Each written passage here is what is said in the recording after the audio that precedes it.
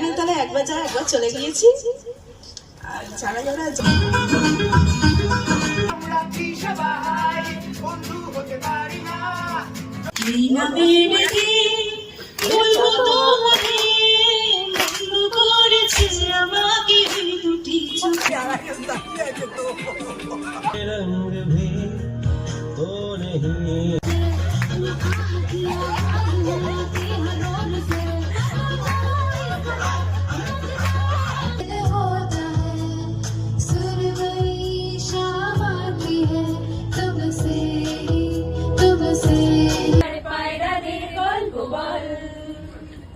বন্ধু চল